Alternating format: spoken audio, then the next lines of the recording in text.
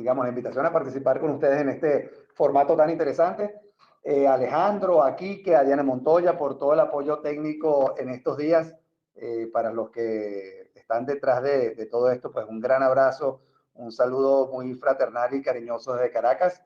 Digamos, mis mejores deseos en este 2020 para todos, éxitos en este congreso que tienen en la ciudad de Puebla, en la bonita Puebla, allá en México, con mi buen amigo también el doctor Vera, Jorge Vera.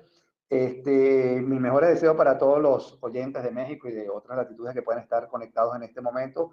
Un gran abrazo fraternal también y mis mejores deseos de salud con sus familias. Y en lo endodóntico, ¿qué les puedo desear? Pues, muchas cosas. Yo creo que en principio pasión para seguir enamorados de lo que hacemos, yo creo que eso es importante. Criterio para de alguna forma hacer las cosas correctamente en nuestros pacientes, que tengamos muchos instrumentos, herramientas para tratar de manera apropiada los casos que nos toquen de manera individual en nuestras consultas. Paciencia, que yo creo que realmente es la herramienta fundamental de todos los endodoncistas, la cual es necesaria para trabajar con cada dificultad que se nos presente con nuestros pacientes y sobre todo ganas de seguir aprendiendo, que creo que eso es fundamental en nuestras vidas profesionales. Y en eso estamos en el día a día y hoy pues nos reúne un tema muy interesante que es microcirugía. Vamos a desarrollarla en la siguiente hora y media. Mi hora en Venezuela es las 11:03, así que estamos pues bastante en punto. Vamos a dar comienzo a esta plática y digamos en principio, perdón que voy a desconectar un poquito aquí el teléfono, que estoy por si acaso alguno de ustedes quiere comunicarse con nosotros por acá. Vamos a hablar sobre microcirugía, pero hablar de microcirugía significa hablar desde la perspectiva de la endodoncia, por supuesto, ¿no? Y como objetivo principal siempre lo hemos tenido la prevención y tratamiento de la periodontitis apical. Eso es un concepto ya dado por Martin Trop hace unos años y básicamente habla de esa respuesta de cicatrización de los tejidos periapicales que debe darse en la medida que logremos una correcta limpieza y conformación del sistema de conductos radiculares. ¿Ok? Eso puede darse en endodoncia en primeras nupcias, si lo queremos ver de esa manera, como una endodoncia hecha en primera intención, en retratamientos, como pueden ser este caso. De hecho, me disculpan si hay un pequeño delay en la presentación, es un tema de conexión de internet que hemos venido trabajando en los últimos días para mejorarla. Y también, por supuesto, ese mismo objetivo de prevención y tratamiento de la periodontitis apical debe darse en varios aspectos. El tema fundamental, en principio, es que todo lo que son los programas de entrenamiento de endodoncia, creo que nos enseñan muy bien a hacer tratamientos convencionales y reintervenciones no quirúrgicas. Tenemos dentro de los programas una parte de entrenamiento de esa parte quirúrgica, de reintervenciones quirúrgicas, pero realmente, si se quiere, es muy pobre.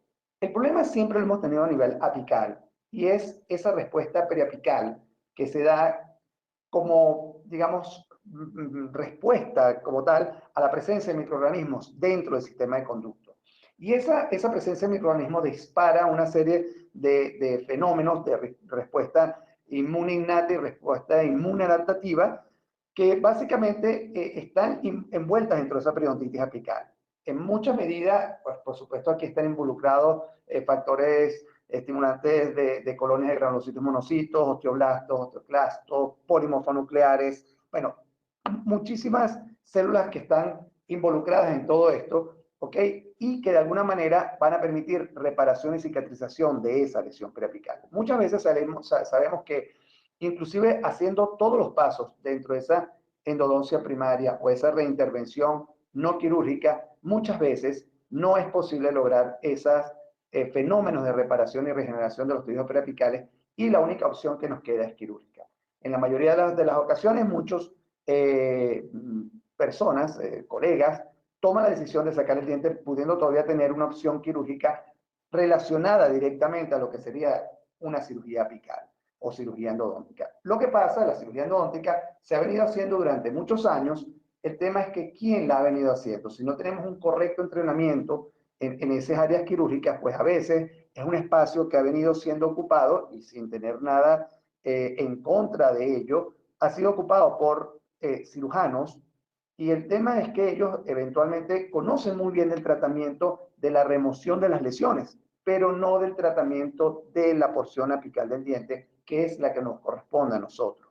Entonces, la cirugía endodóntica, cuando incorpora de alguna manera el microscopio y una serie de materiales de retrorelleno que son más biocompatibles, hace que ese concepto de apicectomía cambie a ese concepto de microcirugía apical, que realmente va a mejorar los pronósticos de esos procedimientos. ¿Ok?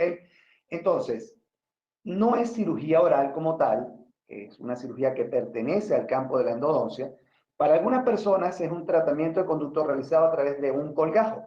Entonces, visto así, pues también debemos tener todos los cuidados manifiestos con respecto a lo que son las cadenas sépticas que están relacionadas a ello. Digamos, hay indicaciones, contraindicaciones que vamos a ir sobre la marcha discutiendo para no hacer una ponencia tan estructurada. De alguna manera, como tenemos que hablar de microcirugía, tenemos que hablar de todos los aspectos relacionados a ella, así que al ser un tema tan amplio, pues en 1 hora y media vamos a ver todos los aspectos que podamos tocar. Alguno quedará menos desarrollado que otro, pero bueno, vamos a ver. La idea en cada caso, como podemos tener acá, al ver un diente como este, que tiene una corona, un perno, una endodoncia que está fallando con sintomatología, no poder tener una oportunidad de, por una vía coronal, trabajar esa porción apical, queda obligadamente relacionada a tener que trabajar por una vía quirúrgica. Vía quirúrgica que inclusive para algunos es la extracción del diente y colocación del implante. Pero hay los momentos donde deben ser respetados y donde la cirugía endodóntica tiene un valor importante para el mantener ese diente en boca funcional y de una manera apropiada.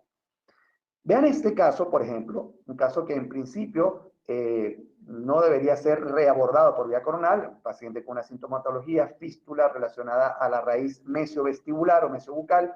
Vemos que hay un conducto que tiene un tratamiento bastante defectuoso, con una restauración bastante buena, y en principio, en el abordaje endodóntico, trabajamos y hacemos esto. Veamos que en esta porción, hacia este nivel, vemos que hay una preparación apical y está solucionado. Pareciera una cirugía relativamente fácil, pero cuando vemos lo que son las imágenes clínicas de estas situaciones, nos damos cuenta que en principio, teniendo un área como esta, que parece estar intacta la estructura ósea, una vez que uno remueve todo el tejido granulomatoso que está en el área, observamos que tenemos defectos apicomarginales que complican el proceso de recuperación de esa zona.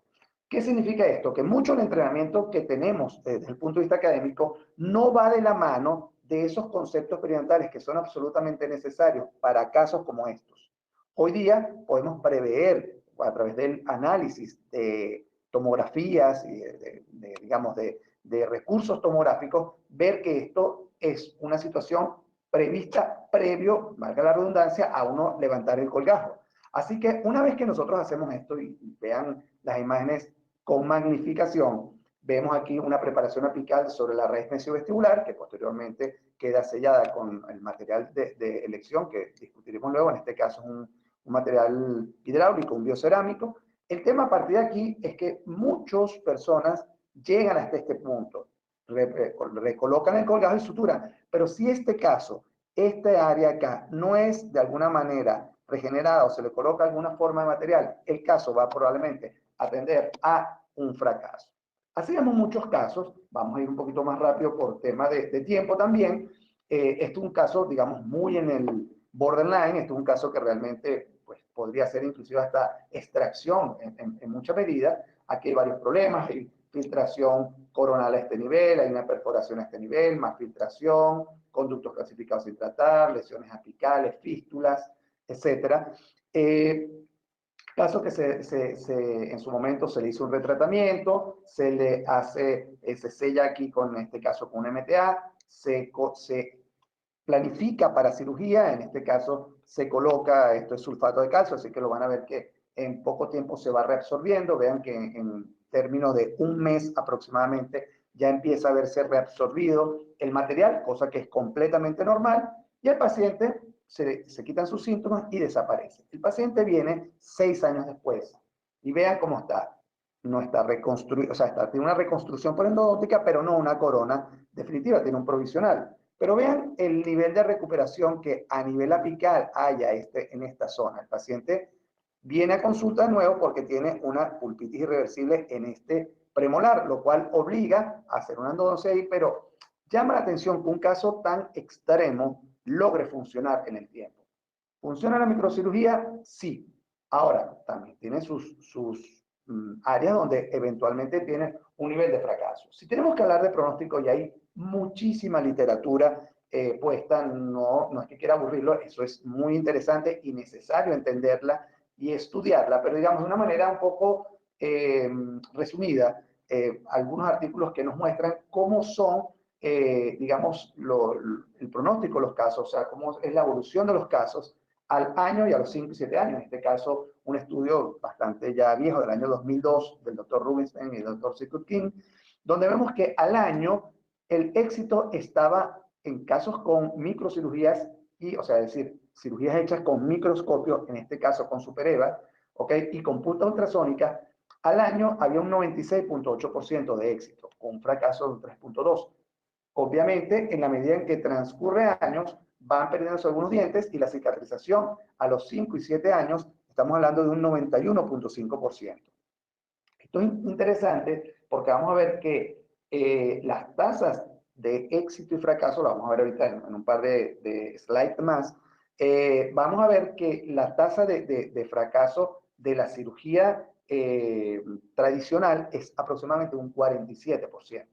Entonces, cuando vemos que la cirugía tradicional, que es la cirugía endodóntica, sin magnificación, sin puntas ultrasónicas, sin materiales, sin biomateriales, en el sentido, materiales de tipo hidráulicos, tipo MTA, tiene un pronóstico mucho más bajo, pero considerablemente más bajo. Estos son otros artículos un poquito más, digamos, de atrás hacia adelante, año 2003, un estudio de Madalone y Galliani, 92.5%, ¿ok? Este es un estudio de Frank Sercer, un metaanálisis con el grupo de la Universidad de Penn, muy interesante, y vean que la cirugía tradicional tiene un índice de fracaso del 47%, muy, muy alto. En cambio, en igualdad de condiciones, en la microcirugía, el fracaso es solamente un 6%. Es muy interesante porque permite ser una opción que uno puede ofrecer a nuestros pacientes de manera que sea entendida como una parte probable del tratamiento que en algún momento algún diente tratado endodónticamente pueda requerir. Esto es un estudio retrospectivo, incluyeron solamente 11 artículos de 71, pero también nos pone la tasa de éxito sobre el 91%. En líneas generales, probablemente algún artículo que esté escrito con algún metaanálisis, el peor probablemente de tasas de éxito que puedan estar sobre el 89%, la mayor parte de ellos están por arriba del 90% en tasas de éxito, lo cual es interesante. El otro tema luego es cómo tomamos la decisión clínica, en qué momento decidimos cuándo hacemos cirugía o cuándo hacemos retratamiento. En líneas generales, se habla de que si la infección es intraconducto tenemos que hacer un retratamiento y si la etiología es independiente del conducto tenemos que hacer cirugía apical. Eso es muy fácil, pero sabemos que hay consideraciones clínicas que deben ser tomadas en cuenta para esas decisiones clínicas. De hecho, si tenemos una infección intraconducto, pero tenemos un perno y tenemos una corona muy estable o el diente es pilar de un puente, pues probablemente el retratamiento no sea una opción porque al evaluar riesgo-beneficios de la remoción de esa prótesis, quizás sea mejor evaluar el caso y aproximar el caso desde el punto de vista quirúrgico. Entonces, no siempre esto es tan cerrado como algunas personas lo hacen ver. Vean, por ejemplo, este caso. En este caso había una situación clínica de un tratamiento que no tenía el paciente ningún tipo de síntoma, había algo de caries a nivel coronal, retratamos el caso, hacemos una segunda cita, dejamos medicación. En esta segunda cita intentamos pasar en este escalón y no logramos pasar. ¿Qué ocurre? Vean, esto es en junio, si lo hablamos bien, esto es en junio del 2016. Esto es el 25 de abril de 2017, casi un año después. Vean que en esta porción apical, véanlo, a ver si aquí lo podemos ver, pero vamos un poquito hacia atrás, y creo que aquí lo podemos ver, sí. A ver, vean acá. En esta porción apical, vean que está completamente distinta a esta zona, a como estaba anteriormente. Si lo vean aquí, sí hay una diferencia. Y aquí en abril del 2017 el paciente me duele, me duele, me duele. En este caso, ¿qué podemos hacer? Abordar coronalmente, ya agotamos todas las instancias por vía coronal. Ahí solamente nos queda por hacer una cirugía apical o una extracción del diente, lo cual sería, pues, teniendo un diente estable, pues lo correcto sería hacer una cirugía apical, que fue lo que hicimos para mantener el diente en boca, en los controles postoperatorios que hasta ahorita hemos tenido, diente estable, sin síntomas, perfectamente funcionando. Entonces, el tema es cuándo aproximamos quirúrgicamente y cuándo retratamos coronalmente, porque pareciera muy sencillo la toma de decisiones, pero realmente no es tan sencillo. Lo que podría entenderse como los algoritmos de toma de decisiones son un poco complejos, porque pasan un poco por experiencias personales y lamentablemente decanta mucho la toma de decisiones de acuerdo al grado de habilidades y técnicas quirúrgicas y no quirúrgicas que tenga el operador para decantar por una vía u otra. Entonces, sí que ciertamente habrá que hacer una valoración del caso antes de tomar esas decisiones clínicas. Claro que hay casos, por ejemplo, como cualquiera de estos que está aquí arriba, que podemos observar donde hay posibilidad por vía no quirúrgica de abordarlos y poder dar una solución como la que finalmente vemos aquí abajo. Pero igualmente, perdón, okay, como la que vemos aquí abajo. Igualmente, en este caso, okay, aquí habían coronas estables. Si esta corona estuviera completamente estable, probablemente la solución de esta situación apical tendría que ser quirúrgica. Igual, en este caso, aquí no tendría sentido ninguno hacer ninguna cirugía porque uno puede aquí entrar por una vía coronal. Ahora, al estar planteado el recambio de esta prótesis, ciertamente se hace toda la valoración para entrar por el caso por una vía no quirúrgica y poder solventar el caso como se ve en esta situación. Entonces, no todo pasa por cirugía, no todo pasa por retratamiento. Cuando está la toma de decisión desde el punto de vista quirúrgico, tenemos que entender que partimos de la apicectomía convencional. Y en ese concepto de apicectomía convencional se han ido sumando una serie de conocimientos, de recursos, de herramientas que provienen de otras áreas, inclusive algunas ajenas a la odontología, ajena entre comillas, la ergonomía. Pero cuando le sumamos conceptos ergonómicos, los microscopios, conceptos que vienen de la periodoncia, técnicas periodontales, técnicas y recursos que vienen de la cirugía bucal y maxilofacial, es cuando aparece la microcirugía endodóntica. El tema con la microcirugía es realmente luego quién la va a hacer, porque en teoría caemos en lo mismo. El entrenamiento que nosotros tenemos es muy pragmático para manejo del ápice. Desde el punto de vista para algunos clínicos les resulta un poco engorroso el manejo de ciertas, de collajos y no se sienten confiados y sencillamente pretenden, o sea, prefieren no hacer cirugía, lo cual obviamente es una decisión personal. En todo esto hay dos caminos. Hay quienes empezamos, en esto me sumo un poco en esto, mi esposa es periodoncista y un ex socio mío también era periodoncista y sencillamente fue muy cómodo empezar a relacionarnos con un mundo quirúrgico cuando tenemos o vamos de la mano de personas que están muy familiarizadas con ese área y sencillamente nos descubrían todo para poder empezar a trabajar en el área quirúrgica apical como tal. Y luego les dejamos a ellos para que siguieran haciendo el resto. Poco a poco es una manera buena de uno irse familiarizando con técnicas quirúrgicas o tomando pues cursos que estén por ahí disponibles para tal fin. En cada caso, indiferentemente de cuál sea la historia personal de cada uno de nosotros, tenemos que entender por qué fracasa la cirugía apical tradicional y qué es lo que la hace diferente de la cirugía actual, de la microcirugía endodóntica. Básicamente, mala selección del caso, como dice aquí, ángulo de resección apical inadecuado. Anteriormente se hablaba de hacer cortes de 45 grados, hoy se habla de cortes de 10 grados, luego vamos a explicar eso desde el punto de vista de la técnica, qué impacto tiene sobre el pronóstico del caso. Análisis poco detallado de la anatomía apical porque no habían recursos de magnificación. Una preparación apical con recursos poco aptos de tamaño, como dice la lámina, porque básicamente eran fresas muy, muy grandes. No había ultrasonido hace unos años atrás. Y los materiales que se utilizaban eran amalgama, básicamente, y por supuesto tenían una biocompatibilidad bastante baja. La cirugía de hoy se hace más predecible porque incorpora el microscopio, que ya lo estamos hablando,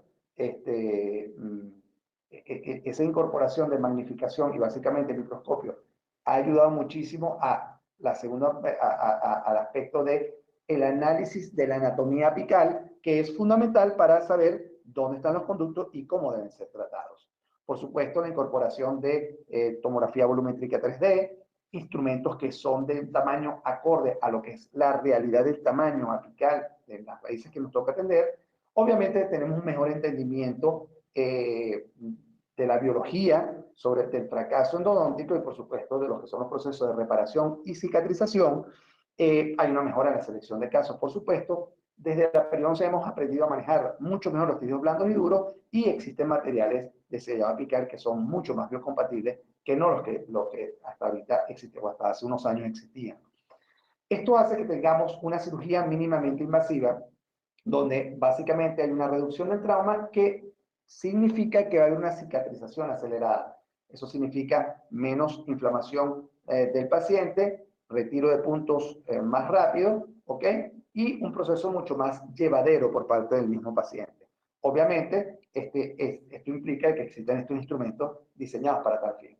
Esta es una lámina donde, digamos, de color amarillo aparece quien sería el operador principal, el cirujano en este caso. En la lámina, en esta lámina lo que ven hacia la izquierda es un operador trabajando en una endodoncia convencional con asistente. En esas condiciones también se puede trabajar en microcirugía, pero realmente la cirugía concebida en términos más, un poquito más, si se quiere, artísticos, por decirlo menos, ¿ok? Deberíamos tener como operador principal, asistente que asiste acá al primer operador y que sería el primer asistente, necesita también un asistente que lo asista a él. Obviamente, estamos hablando de lo que sería el mundo ideal, lo cual no significa que sea siempre así. Lo que sí es cierto es que si contrastamos apicectomía tradicional con microcirugía endodóntica, lo fundamental en diferencia son los puntos que aquí están resaltados, que es la magnificación, luz y microinstrumentos. Y esto es lo que hace, por supuesto, un cambio drástico dentro de todo esto. Ahora, si queremos analizar y ver qué nos va a permitir tener resultados biológicos predecibles en nuestros pacientes, y va a comenzar directamente desde la planificación. Planificación que tiene que ver desde la parte operatoria, intraoperatoria, o sea, desde una preparación preoperatoria, intraoperatoria y postoperatoria. Entonces, cada uno de esos aspectos tiene una parte fundamental que tiene que ver con nuestros pacientes. Hay historias clínicas específicamente diseñadas para tal fin, pero es importante que, o la parte más principal es que, en este caso, es que preparemos muy bien al paciente, ¿ok? Que nos sepamos nosotros preparar como cirujanos, que sepamos preparar nuestros ambientes de trabajo también como quirófanos, por decirlo menos, ¿ok? Obviamente trabajamos en consultorios que están muy distantes de ser quirófanos, pero si estamos trabajando de alguna manera en un área quirúrgica debemos aproximarnos lo más cercano a ello. Entonces, toda cadena es tan fuerte como su eslabón más débil. Entonces, esto implica que de alguna manera, si hacemos alguna torpeza durante los procesos de preparación, a partir de ahí ya vamos a tener fallas durante el tránsito normal de lo que puede ser una cirugía y puede haber un problema. Entonces, si vamos a ver cómo debería ser preparado tanto el paciente como el operador, primero tenemos que estar claro cómo se preparan los campos de trabajo. Inicialmente todo tiene que estar estéril, esto es obvio, no es nada nuevo, pero sí lo que no debe haber es improvisación. Es decir, lo que no podemos estar en un procedimiento quirúrgico y entonces de repente decir, oye, vale, mira, vale, necesito aquí material de injerto, oye, mira, necesito una membrana, oye, mira, dame. No, o sea, todo tiene que estar ahí y para eso hay listas de chequeo. Luego les voy a dejar al final mi correo electrónico, si alguno está interesado, con gusto se la paso, no hay ningún inconveniente. Pero bueno, digamos, lo mínimo que deberíamos de tener a mano son turbinas que son de 45 grados, ultrasonidos, puntas ultrasónicas, fresas y vasos DAPEN que estén preparados para todo esto. Esto que estamos viendo acá son campos quirúrgicos que son papel camilla que uno puede doblar y tener esterilizados, se puede esterilizar en autoclave, y básicamente van sobre la superficie de trabajo de tal manera que ya a partir de ahí el área pasa a ser un área blanca. En los quirófanos hay áreas blancas, grises y negras. El área blanca es el área donde todo lo que está dentro de ese área está totalmente estéril y no puede, por ejemplo, colocarse o no debiese de colocarse algo que no esté estéril en ese área durante el procedimiento. ¿Okay? Tener diferentes opciones de instrumental y material durante el procedimiento que ya debe estar previamente seleccionado. Tener frascos de biopsia, que parece una tontería, pero a veces no están preparados. ¿Ok? Tener correctamente los microscopios calibrados desde el punto de vista de las dioptrías con respecto al operador que va a trabajar, de manera tal que no tengamos que estar con los guantes estériles tocando un área que es un área negra, en este caso no por el color de los lentes, sino porque no está, digamos, puede estar desinfectada, pero no es un área estéril. Y cuando, digamos, en orden de cómo debiese de estar vestido el operador, debe ser primero colocado el gorro, posteriormente tapaboca, lentes en caso de protección que lo utiliza, o sea, los lentes que va a utilizar porque a algunos operadores les gusta trabajar microscopio con lentes, lavado de manos, secado de manos, bata quirúrgica, guantes y entrada propiamente a la cirugía. Es importante que el lavado de manos no sea con un jabón normal, hay jabones que están previamente formulados para áreas quirúrgicas, son cepillos que están estériles, ¿okay? Que vienen con soluciones de povidona ayudada. Hay diferentes marcas comerciales, cada país tiene lo suyo. Estos uno son italianos, pero todos vienen estériles y sencillamente el operador se limpia. Como les decía anteriormente, si eventualmente se cepillan y se limpian muy bien sus manos y luego van a ir a agarrar cualquier servilleta que esté no estéril, pues ya rompimos la cadena séptica. Uno puede preparar servilletas que estén previamente esterilizadas, que algún asistente abrirá y permitirá que entonces uno con estas servilletas estériles, uno se lave la mano y posteriormente entonces uno se coloque la bata quirúrgica y posteriormente los guantes. Guantes que siempre tienen que estar por arriba de las batas quirúrgicas. Son pequeños detalles, pero que hacen la gran diferencia sobre mantener las áreas estériles en nuestro área de trabajo. El paciente, ¿cómo lo preparamos? Gorro, en principio. Posteriormente, hay una desinfección con clorexidina en la cara, en las áreas donde vamos a trabajar, cerca de los labios del paciente. ¿Okay? El paciente puede hacer colutorios también con alguna solución desinfectante. Se le colocan campos quirúrgicos arriba del paciente.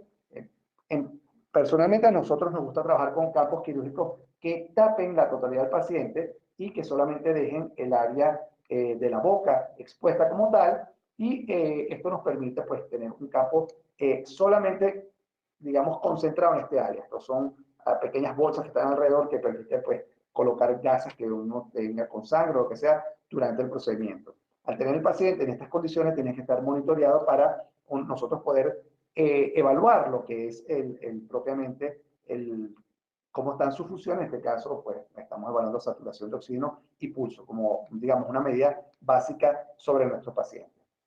Aquí les voy a mostrar, esto es un video un poco, no está resumido ni mucho menos, vamos a ver una porción aquí muy rápida. Esto es la gente de la Universidad de ACTA entrando a nuestro consultorio.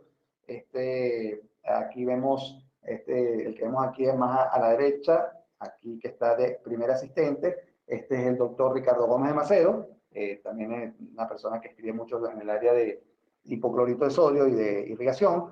Este que vemos acá como primer cirujano es Adán, y esto que está por atrás es el grupo de nosotros de trabajo en el consultorio. Vean que aquí a Ricardo hay una persona que está asistiendo, que está del lado donde se está tomando el video, y del otro lado tenemos dos asistentes que están solamente rotando, y cualquier instrumental que está utilizando, en este caso el operador, y deja sobre la bandeja principal, esta persona tiene que obligadamente colocarlo en orden acá.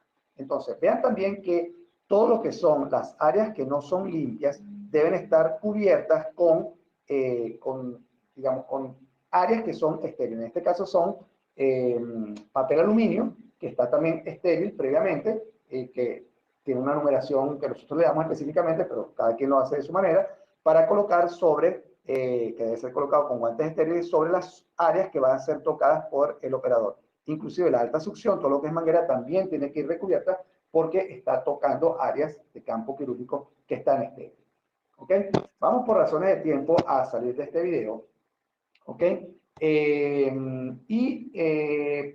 perdón, me voy un segundito hacia atrás, hay historias clínicas que tenemos que tomar muy en cuenta. En este caso, aparte de los datos típicos del paciente, hay datos, esta es la que le decía que quienes están interesados posteriormente se las puedo pasar.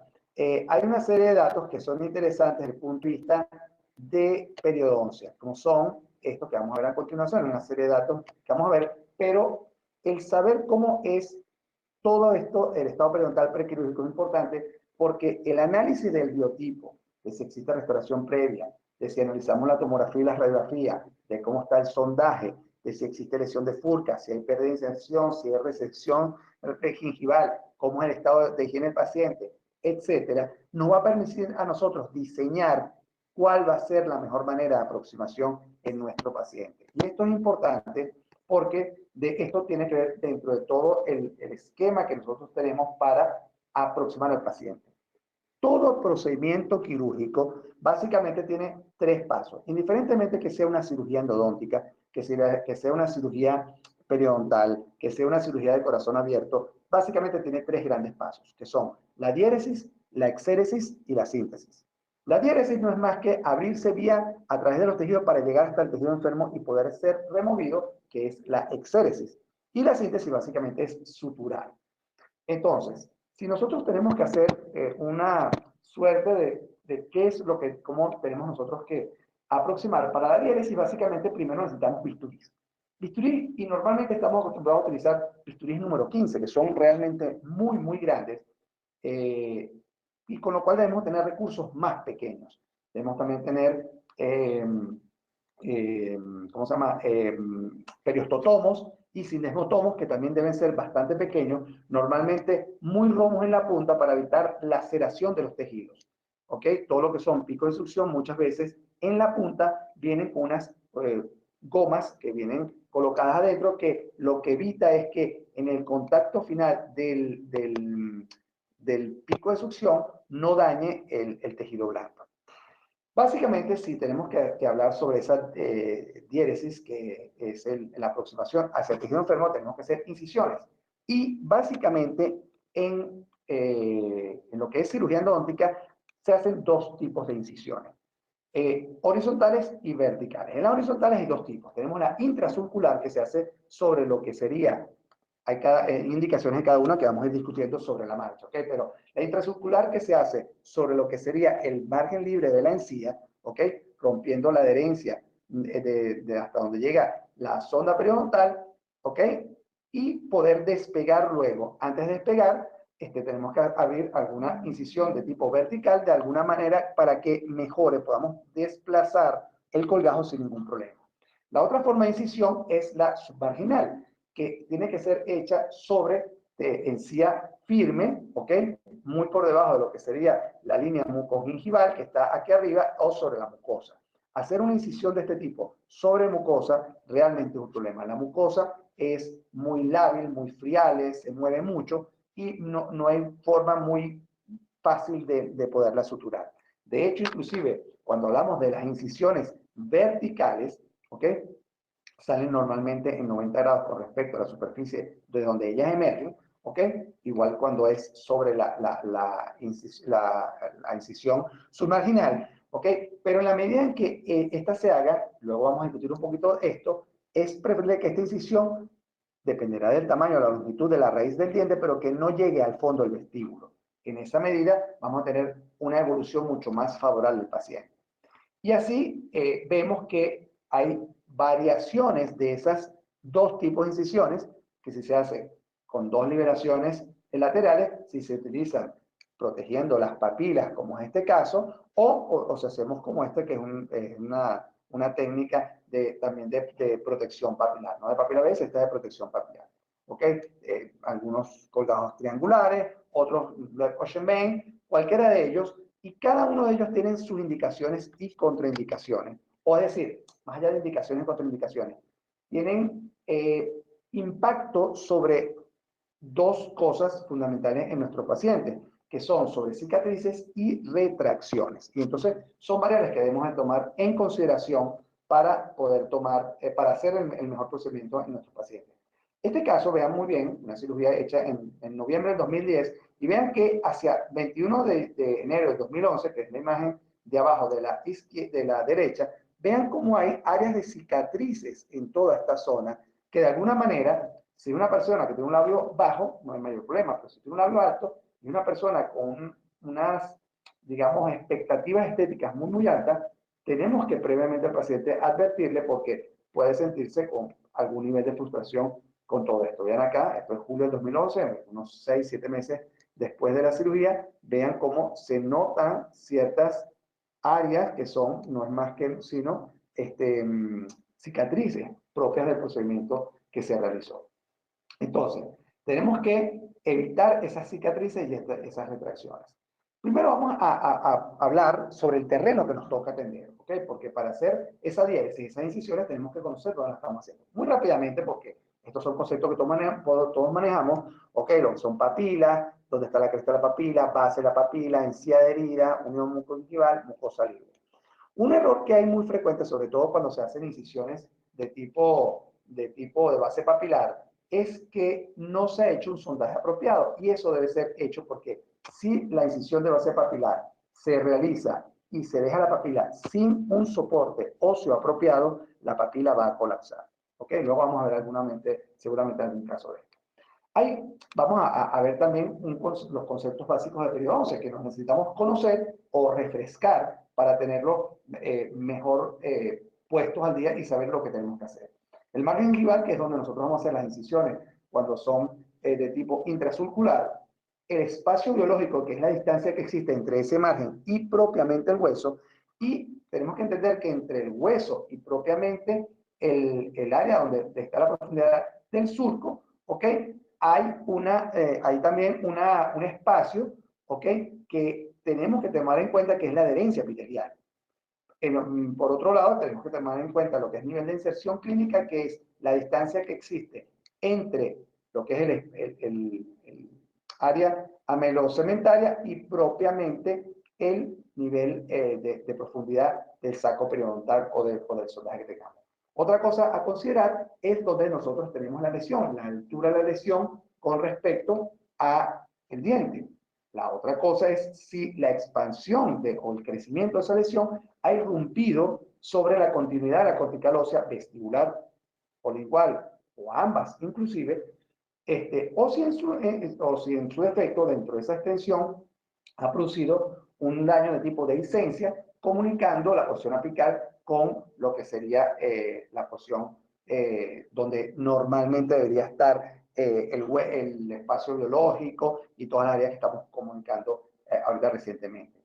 ¿Qué significa? Que si nosotros tenemos un defecto ápico marginal, aunque el diente, como por ejemplo en este caso, tenga una corona, aquí normalmente cuando hay una corona, la indicación sería entrar con una submarginal. Pero en este caso tenemos un diente corto y tenemos una dehiscencia, obligadamente siempre habría que hacer entonces una incisión de tipo intrasurcular. Entonces son pequeñas variables que debemos de considerar para poder hacer el colgajo de la mejor manera y evitar retracciones y esas cicatrices. Otra cosa a considerar es el biotipo periodontal o fenotipo, como se dice ahorita. Hay dos tipos, hay delgado y grueso. Obviamente hay un impacto en cómo sería cada uno de ellos. Vamos a ver ahorita un artículo bien interesante que nos habla de todo esto. La otra cosa, línea de sonrisa, si es alta, media o baja, porque en esa medida pues veremos cómo esas incisiones que se hacen van a tener un efecto estético no sobre el paciente. Este estudio del año 2009 de Bonars y algunos colaboradores de él evaluaron cómo era la recesión después de hacer cirugías apicales 70 en este caso en zonas estéticas.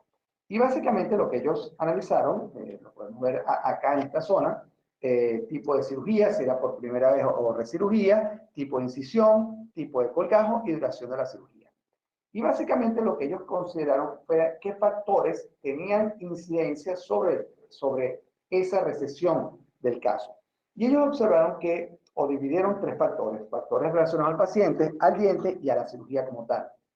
En factores relacionados al paciente, lo único que tenía incidencia sobre la recesión era el biotipo o fenotipo de encía. ¿Ok? No habían factores relacionados al diente de importancia en esa recesión, pero sí relacionados al procedimiento quirúrgico hecho. Sí tenía que ver la incisión, sí tenía que ver si la incisión era intracircular, si era protección papilar o de papila base o base papilar, y también tenía que ver si existía una pérdida de inserción mayor de 2.5 en casos, o sea, en una profundidad mayor a 2.5 de sondaje en los dientes. Básicamente, para que nos hagamos una idea, por ejemplo, en el caso de incisión, esto aquí está graficada, estos son, digamos, una forma graficada de este artículo de Van Ars. Vean que la incisión que tiene menor incidencia sobre lo que es la recesión gingival es la submarginal, obviamente. ¿Por qué? Porque está respetando este área. ¿Significa que siempre vamos a hacer submarginal? No. Hay indicaciones y contraindicaciones que vamos a discutir, por supuesto. ¿Ok? Las incisiones, vean que bajo la evaluación que ellos hicieron, el papilla saving era el que tenía la mayor cantidad de recesión gingival, ni siquiera la intracircular, que en algún momento llegaba a tener 0,35 acá en este espacio.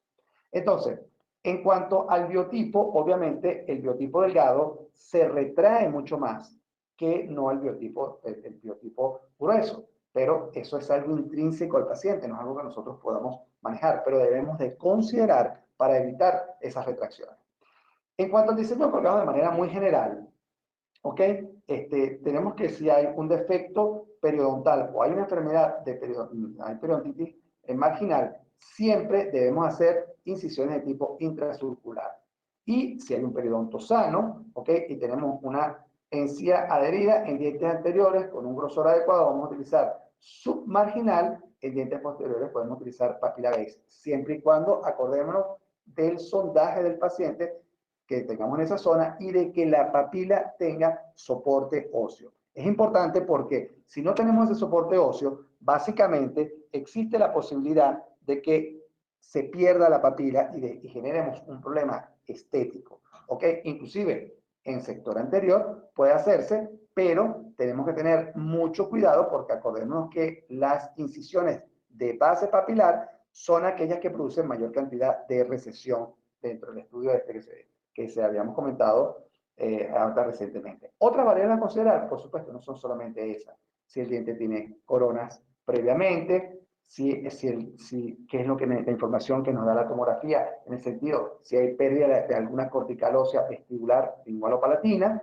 la condición sistémica del paciente, el valor estratégico de ese diente, longitud del diente, tamaño de lesión es importante, cercanía de lesión a otras estructuras anatómicas importantes, normalmente las más importantes suelen ser fosa nasal, seno maxilar y dentario inferior o zona de mentoniano, ¿ok? Entrenamiento que tenga el operador en el procedimiento y también el asistente, y por supuesto las expectativas que pueda tener el paciente. Eso es importante también considerarlo porque, o por lo menos discutirlo de cara al paciente.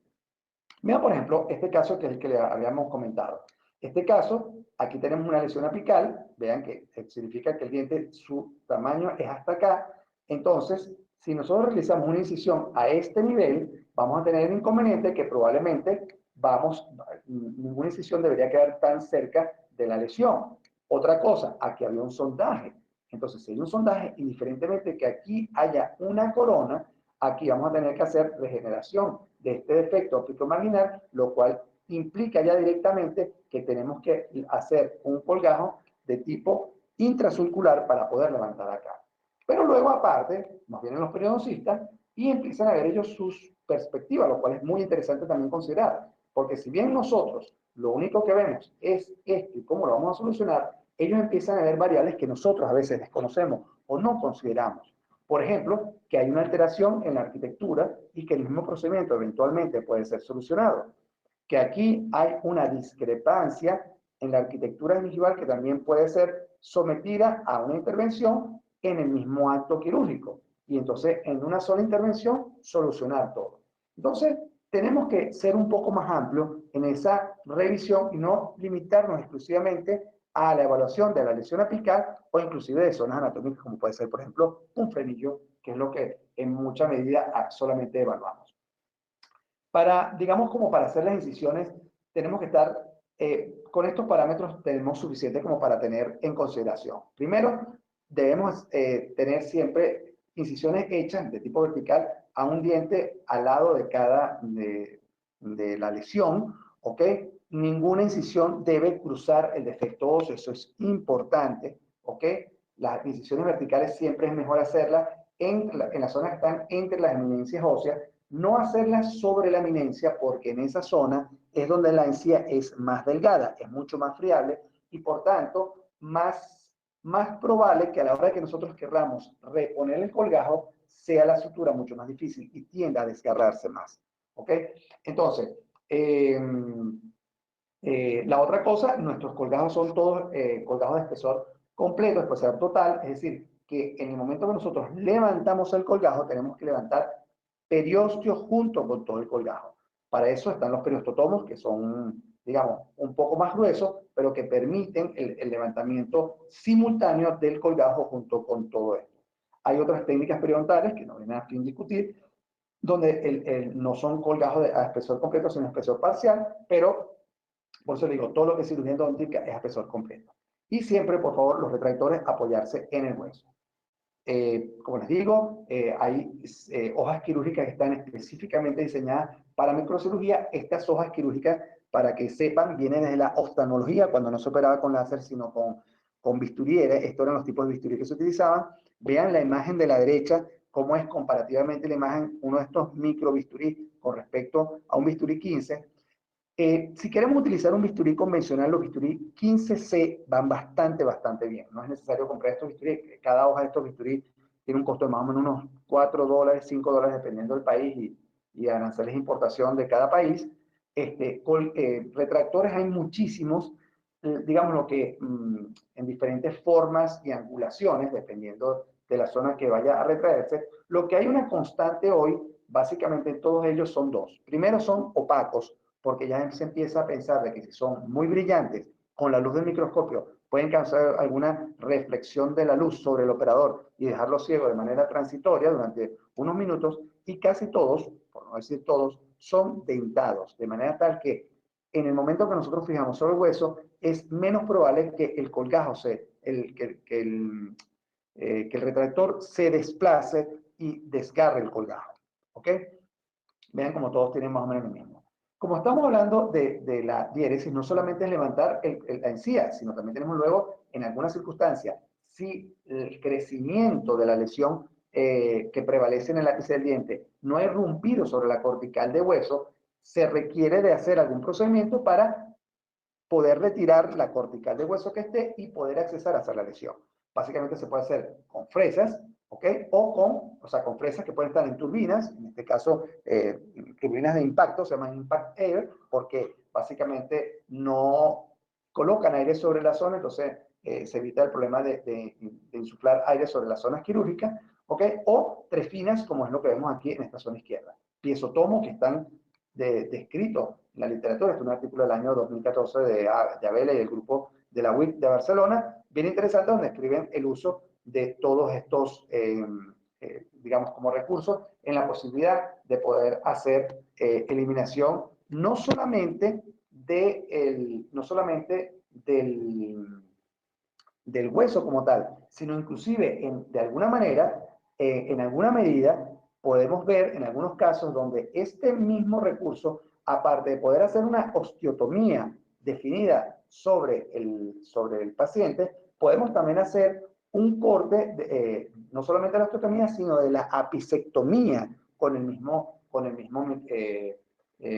recurso. Entonces, vamos a verlo, espero que lo hayan visto acá un poco cómo funciona. Sé que puede verse el video quizás un poco saltatorio por el tema de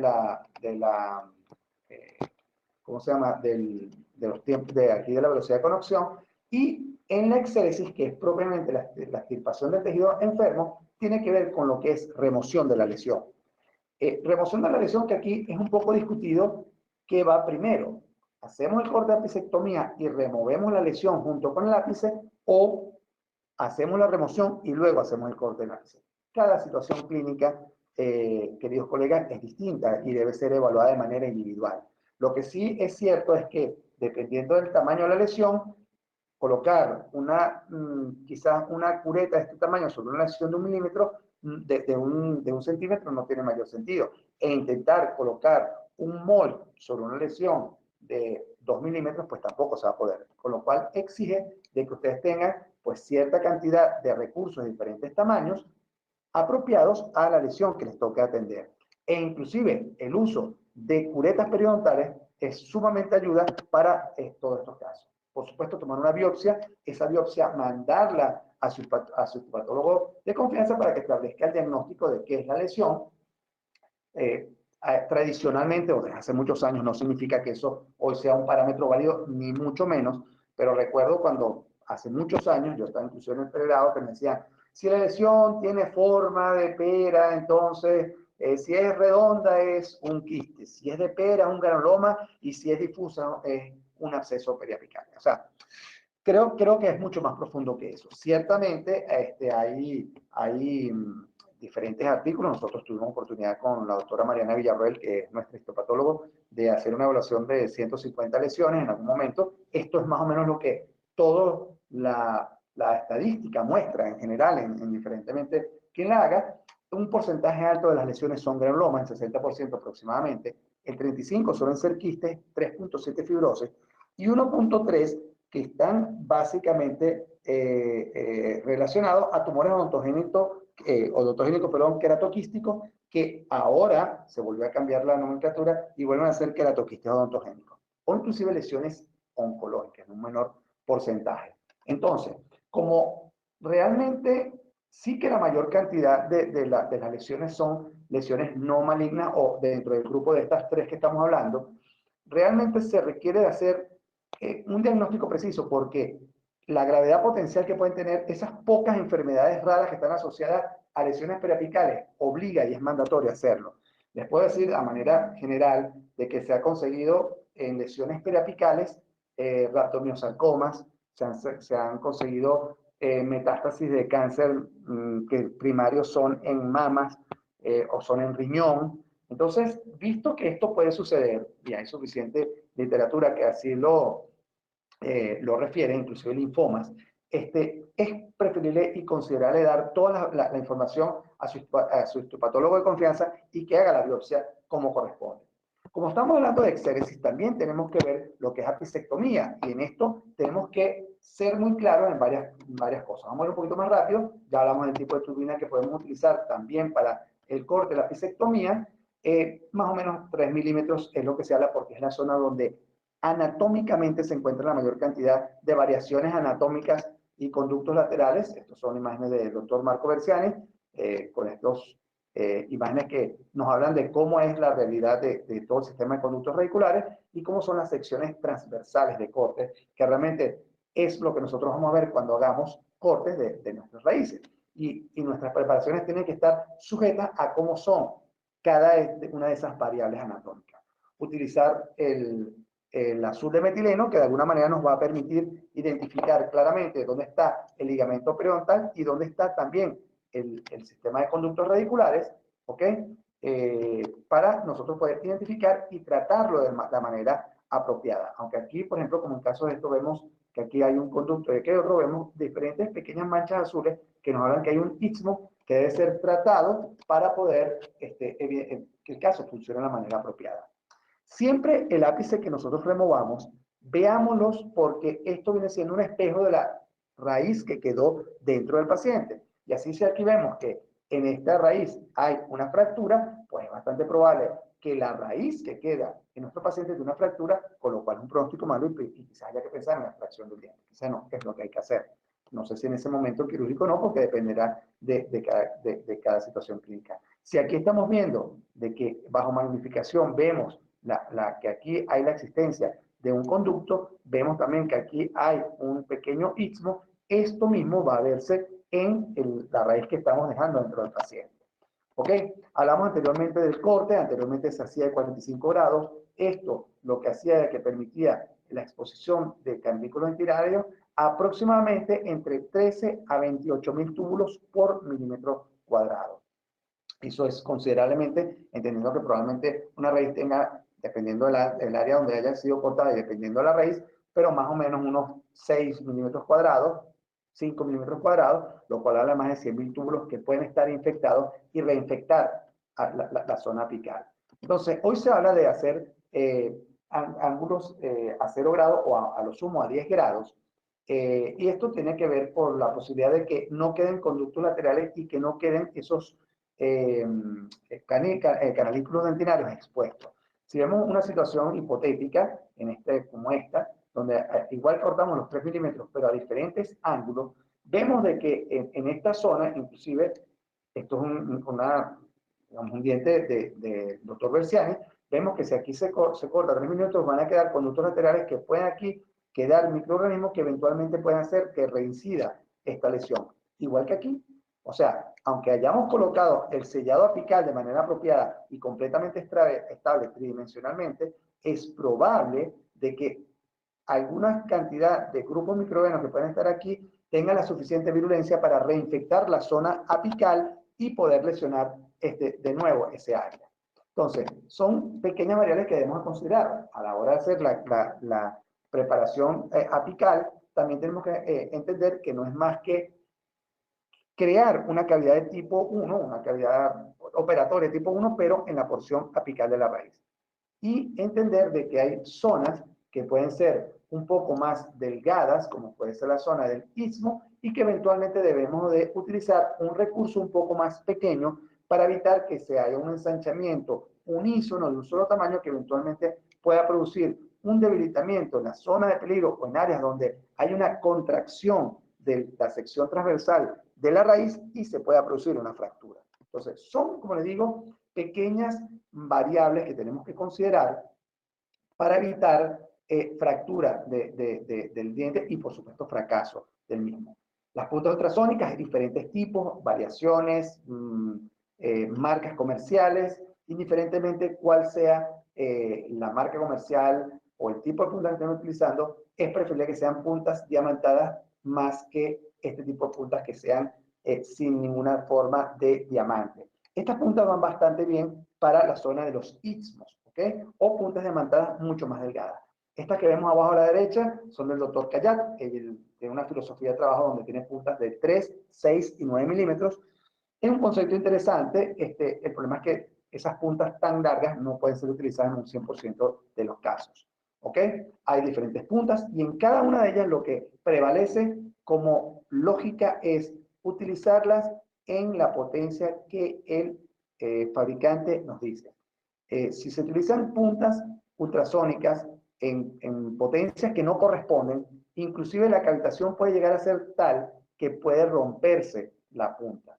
Inclusive una de las cosas que pasa con puntas, por ejemplo, la NSK, que funcionan en ultrasonidos de Satellite, que son unas puntas muy, muy rígidas, a veces uno utiliza la potencia que sugerida por el fabricante, uno siente, y los que han hecho cirugía van a estar de acuerdo conmigo, uno siente que la punta no corta. Y entonces uno se pone goloso y uno le pone mayor cantidad de potencia para que corte más rápido. Ahí pueden suceder varias cosas. Una, que la punta se pueda romper. Dos, que la cavitación que está produciendo puede incidir en la propagación de fisuras que estén previamente sobre el diente o generar fisuras que eventualmente puedan luego producir fracaso. Esto es un artículo que habla de eso, un artículo del año 2016 de Tawil, donde habla de cómo se propagan, digamos, líneas de defectos dentinarios preexistentes por el uso de preparaciones apicales en cirugía apical. ¿Ok? Eso está completamente descrito. Utilizar el microespejo que básicamente no es que lo vamos a utilizar para cuando estamos haciendo las preparaciones normales, realmente lo que es el trabajo operatorio como tal, por ejemplo, realizar la preparación apical, se debería hacer con visión directa.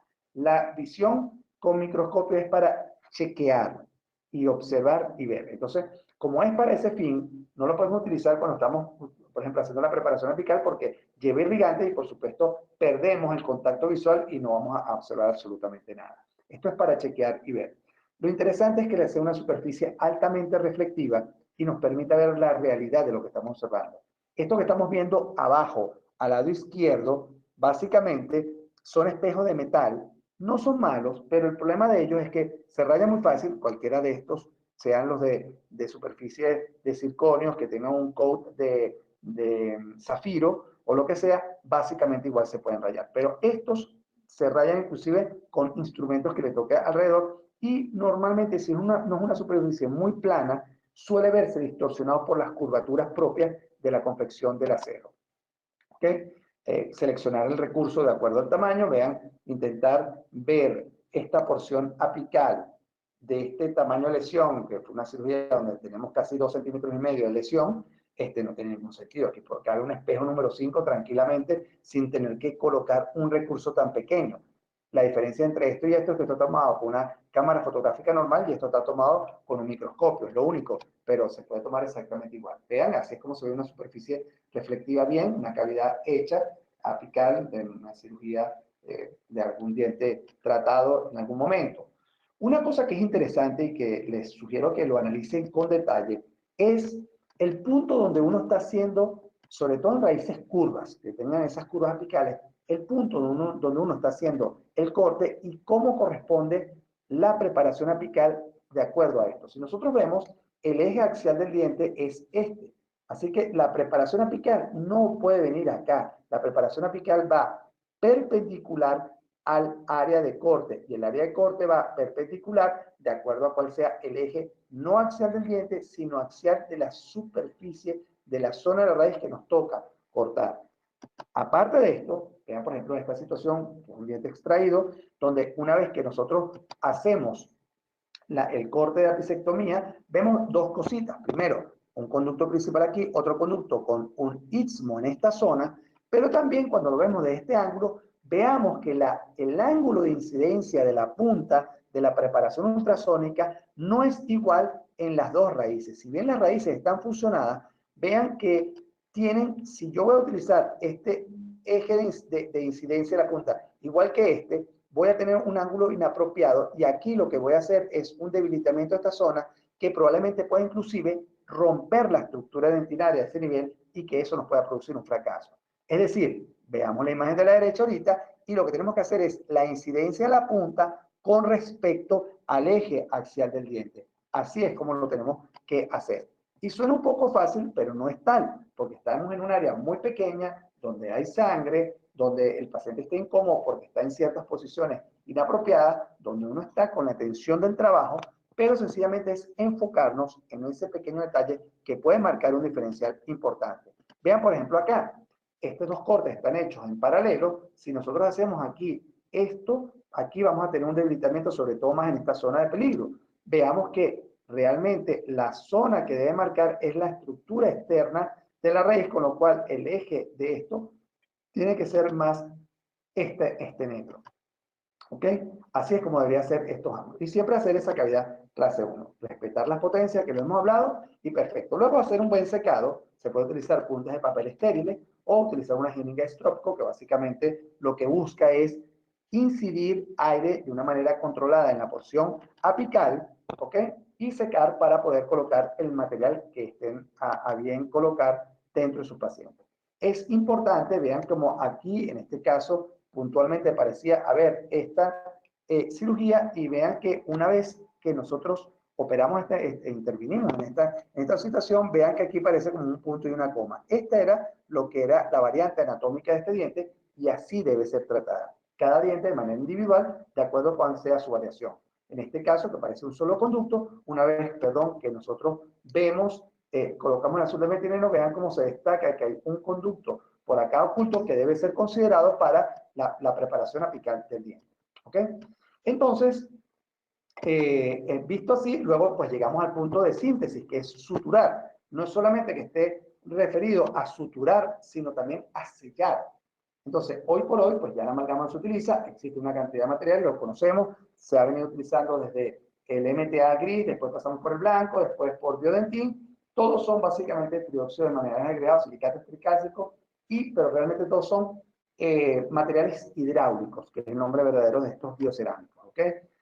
Hoy día, pues con estos materiales que ya vienen predosificados, prehechos, realmente es sacarlos del lugar y colocarlos, ya vienen premezclados, realmente facilita muchísimo y son muy estables y la evidencia científica que respalda o sea que se ha hecho sobre ellos, respalda su uso de una manera apropiada, independientemente cuál sea su forma.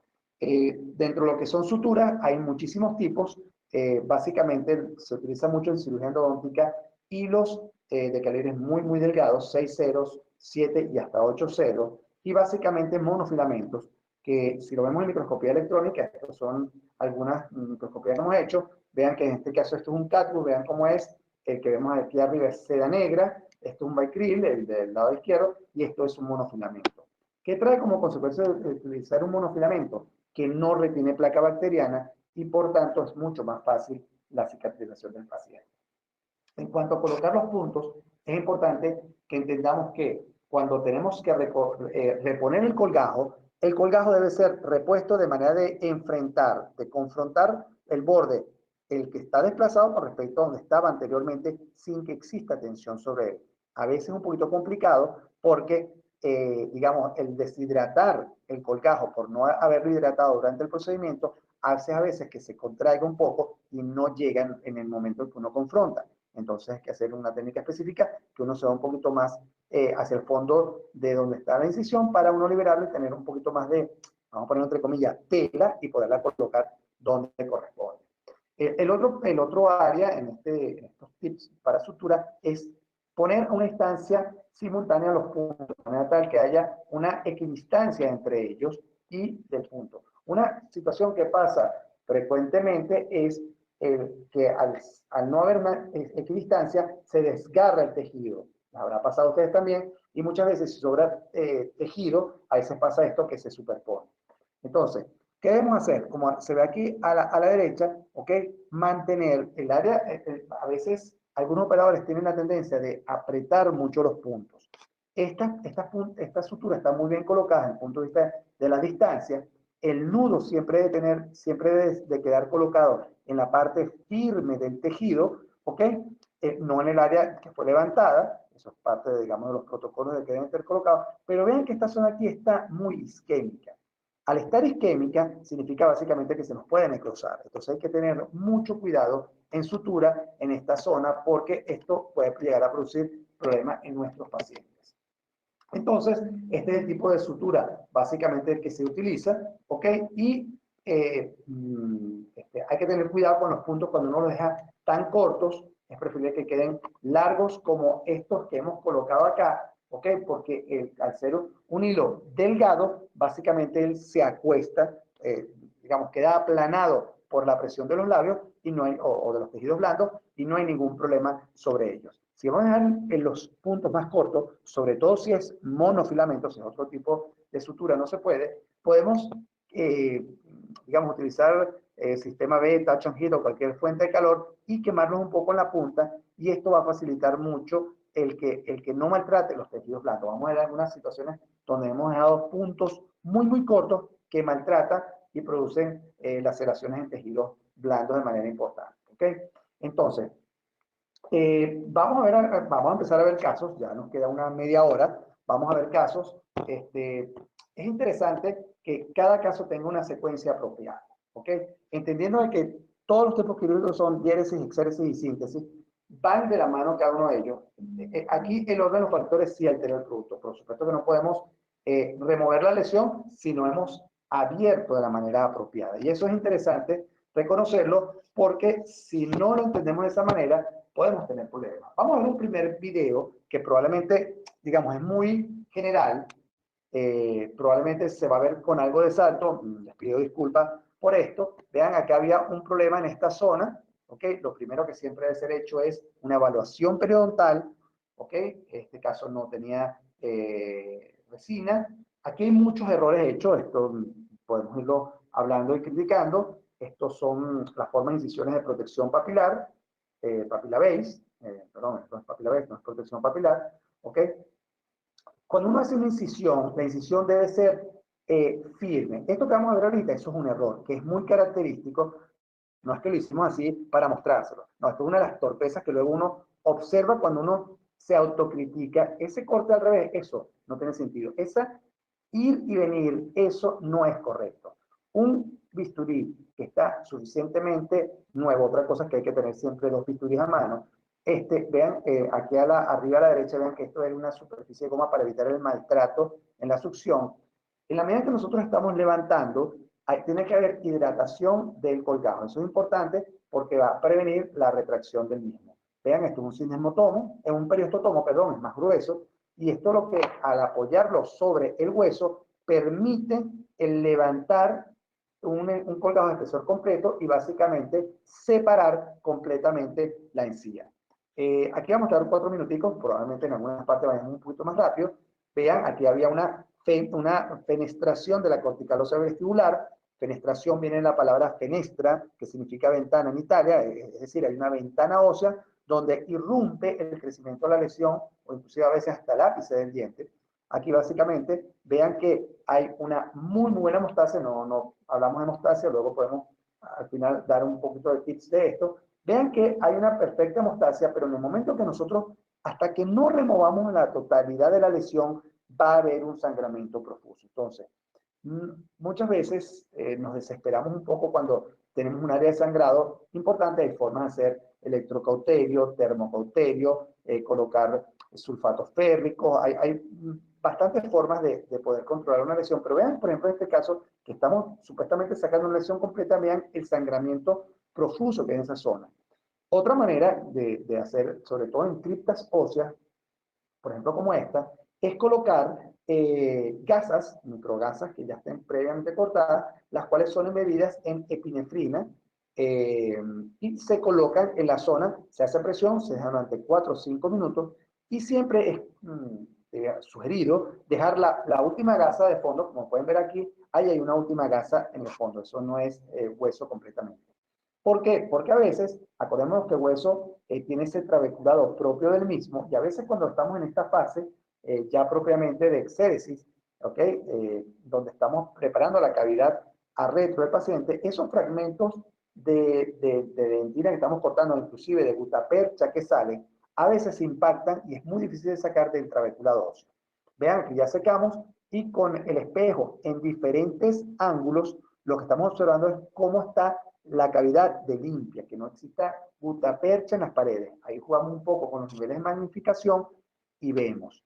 Posteriormente, podemos secar la zona, ¿ok? En este caso con una jeringa Strockco, y llevar el material, en este caso esto es SuperEva, una cirugía un poco bastante mayor, vieja ya, de unos más de 10 años, 15 probablemente. En el momento que el material se te fragua, básicamente se analiza que hay un perfecto adaptado del material. En ese momento, pues se tiene que retirar la gasa que habíamos dejado. Es importante hacer un conteo de las gasas también. Y posteriormente habría que colocar el material de relleno en caso de que sea considerado colocarlo o en su defecto llevar la encía a posición. Eso, cada situación clínica es distinta. En el momento en que se repone el colgajo, ok, ya propiamente para la síntesis de todo esto, vean que tiene que quedar el colgajo en posición sin haber presión. ¿Ok? Y en ese momento, pues hacer la sutura, en este caso con monofilamento. ¿Ok? Vamos a salirnos de acá, como les digo, para dar chance de ver otras cosas. Aquí lo que vemos es cómo quedó la cirugía en el momento inmediato. Esto es a los 4 días, a retirar los puntos. Vean qué bien se ve, esto es 15 días después de la cirugía, que se ve, digamos, una cicatrización y un respeto apropiado de los tejidos blandos. Un granuloma periapical, esta es la histopatología de ese caso. Y vean que aquí es interesante analizar una cosa que me voy a tomar aquí 10 segundos en explicarles. Vean que aquí la raíz tiene esta dirección, con lo cual en el momento donde se hizo el corte, la dirección era esta, no era esta. O sea, esto no es que esté mal hecho. A ver, no me estoy justificando. Sencillamente les quiero decir esto para que consideren dónde ubican la preparación apical. Es importante para el pronóstico del caso. Bien, vamos entonces, nos quedan unos 15 minutos más o menos. Estos son cirugías muy viejas vean muy bien, imagínense, hicieron un corte de apicectomía, dejaron lápices, hicieron alguna preparación apical con una fresa, pusieron amalgama y el caso está funcionando. A ver, a veces uno dice, Dios tiene que haber sido endodoncista y la verdad es que sí, o microcirujano, porque vemos algunas chorradas hechas no muy bien y funcionan perfecto. Y vemos a veces cosas muy buenas y a veces no funcionan. Entonces, vean este tipo de lesión grande. aquí básicamente pues, fue removida y en su evolución, en la secuencia de evolución, pues vemos que hay una reparación y cicatrización. Caso como este también, es una colega donde ya le habían hecho una intervención quirúrgica, estaba mal hecha, por supuesto, no había colocado típico manejo donde hay remoción de la lesión, pero no hay un sellado apical. Aquí vayamos a saber qué es esto, porque esta zona también está técnicamente intervenida. Nada, entramos sobre la situación. Básicamente, después de hacer la preparación, la remoción de la lesión, hicimos una apicectomía, una microcirugía en los dos dientes. Este fue el caso 3 días después.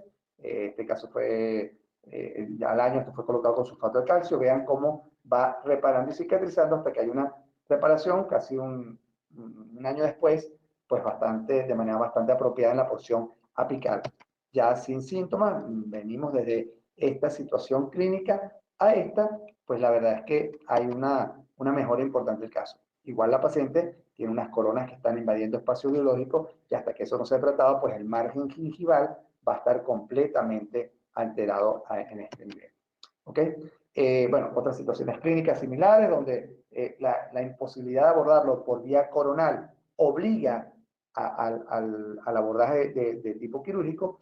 Hay que tener cuidado también en el análisis de la longitud de la raíz, qué tanto cortamos, porque a veces nos excedemos en el corte y quedan raíces muy cortas que eventualmente no van a darle una buena estabilidad al diente en el tiempo en boca. ¿Ok? Bueno, esto es una situación similar donde hay un proceso de reparación y cicatrización. Por supuesto, había una zona apical distorsionada, probablemente esto fue un quiste periapical. Vean este caso muy interesante porque aquí la toma de decisiones a veces puede ser un poquito debatida o discutida. Esta paciente, una señora muy mayor, en el momento ella tenía unos casi 78 años, es muy mayor ahora, pero lo que les quiero decir es que en este momento ella pues venía con una serie de síntomas en este primer molar, una corona muy bien realizada, ya con unos años hecha. Vean que ahí tiene una odontología pues con ciertas retracciones, pero hay cierta salud en todo esto. Esta es la evaluación radiográfica, vemos que aquí hay una pequeña rarefacción que corroboramos en la tomografía. Y ya cuando existe esto en la tomografía empiezan a haber algunos problemas un poquito más serios, porque acá es cuánto medimos tenemos de distancia entre lo que es la lesión y propiamente el piso del seno de 0.8 milímetros. De cortical ósea vestibular tenemos 2.8, con lo cual si nosotros queremos abordar este caso tenemos que abordar en esta dirección para poder hacer. Si tuviéramos una Videl sería bien interesante, si no tenemos que jugarlo un poco a el entendimiento tridimensional de la zona para poder aproximar en el área de la mejor manera. Si vemos la tomografía, ciertamente aquí hay una forma anatómica que sugiere que hay algún conducto o variación anatómica en esa zona que no fue tratada. ¿Ok? Aquí está, perdón, la lesión en esta zona. Y nada, decidimos abordarlo quirúrgicamente. Vean, aquí está claramente la lesión, que no se ve tan bien en la radiografía. Ahí se ve claramente. Este es el momento de la intervención, el momento donde estamos colocando azul de metileno y que se destaca propiamente dónde está el MB2 que no había sido tratado. Igualmente, aunque aquí este conducto trabajamos este pequeño istmo que también está en este caso, ¿ok? Hacemos una preparación aquí en este lado izquierdo en el momento de cómo está colocado y acá como tal propiamente lo que es el sulfato de calcio. Vean los puntos muy bien y este caso se los voy a traer por algo muy interesante que les voy a hablar a continuación. Este caso evoluciona de manera apropiada, este fue en el año 2014, vean muy bien, ¿ok? Paciente que va evolucionando perfectamente bien, ¿ok?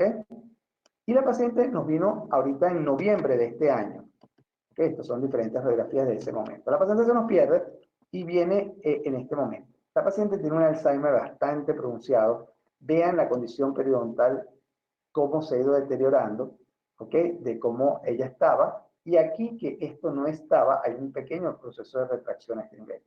No hay mayor cicatriz, aquí probablemente un poquito en esta zona, cosa que siendo un sector posterior no nos importa, y hacemos una tomografía de la zona y ha funcionado de manera perfecta. De hecho, la paciente vino a control de otro diente, ni siquiera de este, y aprovechamos e hicimos el control tomográfico y radiográfico del caso y vean que está funcionando maravillosamente bien.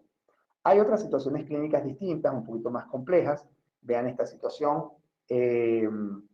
A veces, cuando tenemos casos como este, a veces es un poquito más difícil tomar decisiones. Vean que aquí vemos una fístula muy cervical. Normalmente estas fístulas cervicales hablan de que hay fractura. No había sondaje en este caso. Vean la lesión. Tenemos aquí un instrumento fracturado y este caso lo hemos presentado ya en unas oportunidades. No sé si alguien lo habrá visto ya, pero vean dónde estaba el origen de la lesión. De ahí la importancia de la tomografía volumétrica. Realmente la lesión estaba relacionada a la raíz mesiovestibular del 6, no estaba relacionada al 5. De hecho, si analizamos otro corte, esta es la cortical vestibular, esto es el paladar, ¿ok? Y vean cómo está esta zona de dehiscencia palatina de la raíz mesiovestibular del 6 superior izquierdo de esta paciente, ¿ok? Así que aquí en este caso, pues básicamente entramos una planificación para hacer apicectomía en el 6 y también, por supuesto, hacer una amputación de la raíz perdón, una apicectomía del 5 más una sección una mesección de la raíz mesiovestibular del 6. Por razones de tiempo, obviamente, no vamos a poder poner los videos, pero vean que es bien curioso. Este es el momento de que hacemos la sección de la raíz. Vean cómo se ve a este nivel completamente la fractura de la raíz. Esta era la razón fundamental que había producido la fractura.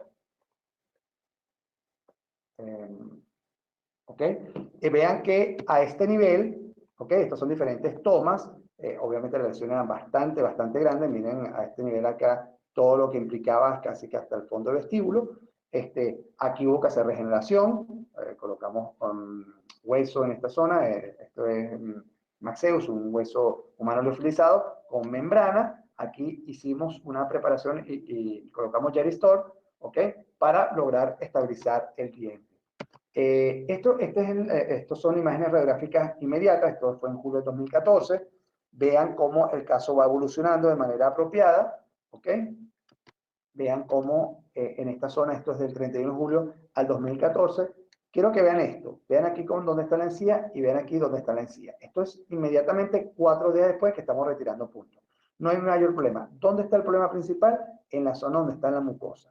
Acá siempre vamos a tener inflamación. Ojalá, va a depender, obviamente, pero en este caso, como pudieron ver, había una extensión apicocoronal muy larga de la lesión que obligaba y hacía mandatorio, pues, el realizar una incisión vertical hasta fondo de vestíbulo para poder hacer una remoción completa de esa lesión. Pero vean ya en septiembre de ese mismo año, es decir, 2 meses después de la cirugía, vean cómo ya se ve un proceso de resorción, de migración apical de la encía, pero no hay aquí ninguna forma de fístula. Este es el diente que está fracturado, algo muy raro. Podríamos debatir y discutir sobre cuál fue la razón, pero en cada caso lo interesante es ver cómo ha evolucionado. Esto es al 26 de febrero de 2015. Vean cómo se va formando hueso de una manera apropiada. Esto es en noviembre del 2016. Vemos que hay un hueso estable, un volumen de hueso que primero habla de salud en el diente y segundo, también habla de que si eventualmente alguno de estos dientes se perdiera, ahí ya tenemos salud y un hueso firme en volumen, tanto vestíbulo palatino como antero posterior, para poder colocar un implante si fuera el caso. Nosotros no colocamos implantes. Yo soy dedicación exclusiva a cirugía endodóntica y a endodoncia, pero uno tiene que pensar de que hay algunas situaciones clínicas que quizás en algún momento pueden llegar a meditar la colocación de estos implantes en esta zona. ¿Ok? Bien, estos otros casos similares, vamos a ir más rápido en ellos, pero aquí quiero en este caso destacar algo. Lesiones muy grandes que en este caso fueron tratadas con sulfato de calcio. Vean muy bien el tamaño de la lesión. Todo el sulfato de calcio era todo esto, una lesión bastante importante. ¿Ok? Y que en esto se va perdiendo ese sulfato, entonces en esa medida luego se va formando hueso y vemos que en el tiempo el diente se estabiliza completamente y se forma sin ningún problema. Cuando nosotros tenemos control en este caso para ver la tomografía volumétrica, ¿cómo está? En la clínica está estable, ¿ok? El paciente que tiene un estado bucal, pues, podríamos discutirlo bastante si tiene la mejor estética, pero aquí lo interesante es que vean que cómo hay formación de hueso en toda esta zona. Lo que es interesante también aquí resaltar es que vean el colapso de la cortical ósea vestibular. Aquí el hueso, si vemos cómo estaba anteriormente, vean que tenía un volumen mayor. Aquí colapsa un poco y esto es importante resaltarlo porque ese debería ser el volumen que nosotros deberíamos haber logrado si hubiéramos hecho una regeneración verdadera en esa zona. ¿Por qué? Porque si a futuro vamos a necesitar colocar un implante, en ese momento vamos a tener que hacer la regeneración. Entonces es importante dar siempre un paso adelante para uno poder tener, digamos, estable toda esa zona, toda esa, digamos, una visión de futuro sobre lo que pueda suceder. ¿Ok? Este caso muy particular, bien interesante, una persona de 78 años, tratamiento de conducto que había sido hacía hecho 22 años, paciente completamente asintomático, con una cirugía cardiovascular y 4 vepas arriba, pero el paciente iba a ser programado para una cirugía de prótesis de cadera y de rodilla. Como protocolo, en principio eso es un protocolo mundial, no es nada particular en Venezuela, pero el paciente debe tener ausencia de infecciones activas en boca. Es relativo el pensar si esto es una infección activa o no en boca, pero en cada caso, si haces el informe y dices que no hay, y luego hay una falla y determinan por otro peritaje que sí existían abscesos, aunque sea de este tipo, van a, de alguna manera, a no hacerse responsables sobre el tema de la cirugía. Este mismo paciente, que vean cómo tiene esta condición, véanlo del otro lado, del lado derecho, hecho por el mismo operador, en las mismas condiciones, corto y todo, vean que un diente desarrolla una lesión y el otro no, e inclusive ambos asintomáticos.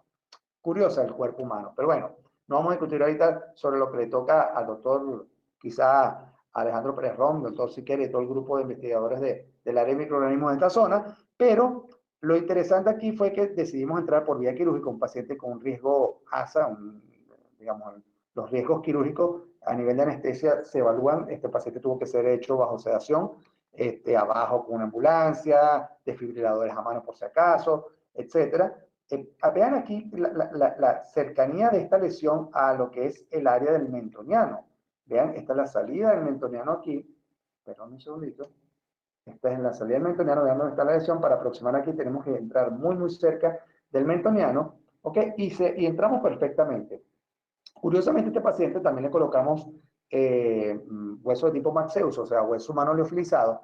Y vean que hay una reacción de hiperactividad en su formación ósea bien particular que no podría explicar por qué es. Era un quiste periapical, ambas lesiones fueron dos biopsias individuales, ¿ok? Y la manera como ha ido evolucionando habla de una respuesta apropiada desde el punto de vista de mantenimiento en boca, asintomático completamente el paciente, ¿ok? Pero con esa respuesta de hiperactividad tan extraña a ese nivel.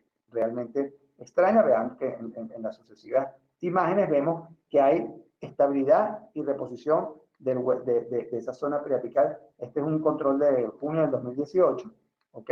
Con la tomografía última de control que tuvimos de este señor, ¿ok? Ya para terminar, bueno, aquí podemos ver este caso rápidamente también interesante porque vemos rapidito acá la zona a veces nos sucede también en ciertas zonas anatómicas, como digo, vimos ahorita el mentoniano, aquí tenemos el seno paranasal, que había un área de exposición bastante cercano, aquí lo vemos en este área, ¿ok? Vamos a ver que aquí hay irrupción de la lesión sobre el seno paranasal. El seno a veces da un poco de temor. Aquí vemos que hay un engrosamiento importante en la membrana de Snyder. Aquí probablemente cuando uno separa la lesión no haya digamos, una comunicación verdadera con lo que puede ser el seno paranasal. Va a haber una comunicación, pero va a estar, si hay, digamos, continuidad de la membrana de Snyder, esa misma membrana de Snyder puede ser utilizada inclusive como membrana para evitar, o sea, para poder colocar material de injerto en caso de que así sea considerado.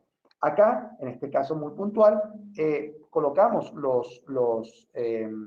analizamos dónde está la posición de las raíces para hacer la pisectomía de la mejor manera. Aunque el diente tiene una corona, decidimos hacer una incisión de tipo intrasurcular porque vean que la información que nos daba en la tomografía era que estábamos muy cerca y con poca cantidad de hueso a este nivel. Y tal cual era efectivamente así.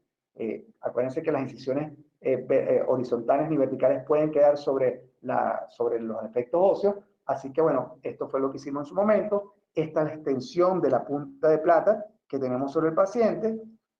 ¿Ok? En el momento que hacemos la preparación, estamos sacando aquí la lesión, aquí cuando ya está completamente nucleada la lesión, aquí vemos la punta de plata y cuando hacemos la cavidad, la hacemos aquí de esta manera, sale un fragmento de la punta de plata que estaba dentro y posteriormente la sacamos, aquí está todavía, analizamos que la cavidad esté perfectamente hecha, sellamos, en este caso fue con EndoSequence, rellenamos la zona, la dejamos perfectamente limpia y posteriormente vemos entonces dónde está la perforación. En este caso, no pudimos hablar mayor cosa sobre materiales de injerto. En este caso, esto es APRF, esto es un extracto de la sangre que podemos sacar, digamos, factores de crecimiento que pueden ayudar a la reparación y la cicatrización. Y aquí básicamente vemos esto que se forma como una membrana que nosotros podemos cortar para luego mezclar con injerto de hueso y fibrina y hacer digamos, material estable que posteriormente empacamos sobre esta zona. Esta imagen de la izquierda que podemos ver acá, esto que estamos viendo acá es básicamente la membrana de Snyder, quizás inflamada en este caso, pero ya está. Así que sencillamente empacamos el material, utilizamos otra membrana de este tipo de APRF fuera y suturamos el caso de manera normal para una síntesis del caso de manera apropiada. Así es como lo tenemos en este caso. Hay otras situaciones clínicas distintas, también con cercanía del seno paranasal, como puede ser esta, donde está una colega muy querida, que veamos cómo en su momento aquí también irrumpió sobre esta zona. Visto así, es un poquito más complicado. Vean acá, perdón, inclusive cómo la lesión rompe hacia la pared del seno internamente. En este caso, puntualmente, hicimos una pequeña incisión con fresa y posteriormente entramos con piezotomo. Vean cómo aquí no tenía una membrana de Snyder inflamada y vean cómo se ve propiamente el espacio hacia lo que es el área del seno paranasal. Aquí ciertamente hay que colocar barreras que impidan que cualquier elemento que está dentro del área cuando estamos haciendo la preparación de la cavidad apical migre hacia esa zona y tengamos una infección secundaria importante y tengamos que hacer un lavado de seno en ese área que sí es un poquitico más engorroso. Esta es la cavidad que hicimos en este caso, sellamos en este caso con J.R.Store, y aquí puntualmente colocamos fue una membrana de APRF adentro en esta zona y posteriormente una gran membrana afuera aquí a este nivel y luego le pusimos el volcado sin ningún problema y lo tenemos de esa manera. ¿Ok? En otras situaciones clínicas también puede ser como esta, donde el crecimiento, estamos cerca del nervio mentoniano, pero simultáneamente el crecimiento de la lesión irrumpe hacia el lingual. Esta lesión es reciente, esto lo manejamos en diciembre del año pasado. Hacemos las medidas para poder aproximar de la manera más apropiada en este tipo de casos. Esta irrupción que vemos hacia acá, perdón, esta irrupción que vemos acá es lingual, significa que aquí ya no hay ni siquiera, esto es pura mucosa y piso de lengua. Es bastante incómodo trabajar si perforamos esa zona. Tenemos que entrar desde vestibular para poder enuclear toda esta lesión, para entonces posteriormente colocar aquí de alguna forma, como si esto fuera básicamente en este momento una lesión through and through, es decir, tenemos una perforación de la cortical ósea lingual, producto de la expansión de la lesión y del crecimiento hacia esa zona, y por vestibular, porque tuvimos que eliminar parte de la cortical a ese nivel para poder llegar ahí. Pues rápidamente para verlo, esto fue también con piezotomo, abrimos una ventana ósea para llegar hasta esa zona, ventana ósea que removemos y que dejamos en solución fisiológica para mantenerla viable. Aquí en el momento que tenemos la lesión en vista, la removemos, hacemos la pisectomía como corresponde, vemos a este nivel dónde está la obturación previa una vez que hicimos el corte de pisectomía, ¿ok? Hacemos un poquito de corte para alinear, para hacerlo en el ángulo apropiado, hacemos la cavidad, la sellamos y posteriormente que esté sellada, entonces, y que ya la tenemos en vista, entonces tenemos que hacer la colocación de materiales. Lo primero que colocamos es una membrana de colágeno en el fondo, membrana que posteriormente va a llevar una membrana de APRF arriba, material de injerto, posteriormente colocamos otra membrana de APRF arriba de esto para posteriormente colocar el bloque de hueso que hayamos sacado para hacer la aproximación y sobre esto colocamos otra membrana de APRF, ¿ok? Haciendo una especie de técnica de sándwich en toda esta zona. ¿Cómo así? Entonces colocamos la membrana de colágeno, luego APRF, al injerto Maxeus con APRF, luego APRF arriba, el hueso y luego otra membrana de APRF. Una técnica un poco complicada, pero todo para llegar a este punto donde hacemos la síntesis y poder suturar el caso. Este es un caso muy reciente, no tenemos controles, pero bueno, lo pudimos dejar de esta manera. Esto era un quiste periapical radicular que teníamos en este caso. Y bien, ya para terminar, en este caso vamos a ver básicamente otras formas de abordar casos, en este caso con trefinas, que también son completamente válidas para esa exéresis, o sea, en la remoción, para la diéresis, para aproximar hacia la zona. Con estas trefinas, pues nos permiten, aunque aquí ya tenemos en el análisis tomográfico, lo habíamos visto, una pequeña lesión, podemos entrar tranquilamente, ¿ok? Y de esta manera sacar ese fragmento óseo que podemos reutilizar o podemos inclusive triturar con un molino de hueso y podemos mezclar con otra forma de injerto y rellenar esa cavidad. Vean, verlo con magnificación es interesante porque aunque vemos aquí un historial de esta manera, una vez que lo pigmentamos, vemos la situación y cómo destaca y resalta dónde está el ligamento y cómo está toda la zona anatómica que debemos atender. Y aquí sobre todo les resalto también, vean cómo es el ángulo de incidencia de este conducto y vean cómo es el de esta raíz. Es importante, colegas queridos, el que eso se haga porque de esa manera minimizamos la posibilidad de debilitar las estructuras radiculares y que se vayan a fracturar. Posteriormente, bueno, este caso fue con superhéroes, un caso ya también bastante con años hechos, ¿ok? Diferentes controles, esto fue en el año 2014, control de 4 años, esto está reciente, ¿ok? Vean cómo material estable, se ha formado hueso en la porción apical.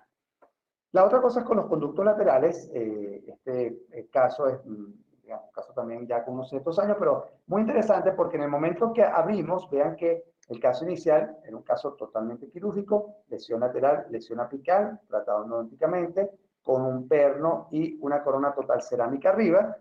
Caso tuvimos que entrar, hacer una remoción de la lesión a este nivel. Aquí había una fenestración en toda esta zona, esto es cortical de hueso, anillo o puente de hueso es importante para mantenerlo en boca. El diente, ven aquí este puente de hueso es importantísimo respetarlo y mantenerlo y siempre tanto hidratar todo este hueso que tenemos aquí como el colgajo que tenemos retraído para minimizar riesgo de necrosis sobre esta zona. Vean acá también, este es el conducto lateral que estaba produciendo el problema y el conducto lateral lo que uno hace es que lo prepara de manera axial a lo que es la raíz. Posicionamos esta punta de manera axial, accionamos el ultrasonido, una vez que está la cavidad hecha bajo el mismo protocolo, secamos y colocamos el biomaterial y posteriormente, pues esto es lo que tenemos, ¿ok? Un diente que tiene un conducto lateral que lo tratamos por vía quirúrgica y uno, en fracaso que estaba por vía apical, que también sellamos por esta vía. Esto es un control más o menos de unos 10 a 11 meses, ¿ok? Así que tenemos esas estrategias que nos van a ayudar a mejorar el pronóstico de nuestros casos. Tenemos que tener equipamiento y pasa por, primero, conocimiento de lo que estamos haciendo, entender qué es lo que hacemos con cirugía, ¿okay? Cambiar técnicas quirúrgicas, apropiadamente seleccionar los casos, pero sobre todo incorporar cada vez mejores cosas en nuestra consulta. Y lo primero, obviamente, microscopio. Sé que en México mucha gente utiliza microscopio, sé que hay colegas valiosísimos que manejan microscopio de una manera maravillosa, ¿ok? Enfóquense con ellos a trabajar digamos, los promuevo a que de alguna manera los que todavía no se han metido en el mundo de la magnificación lo hagan porque realmente les va a cambiar su perspectiva de la especialidad, realmente sí.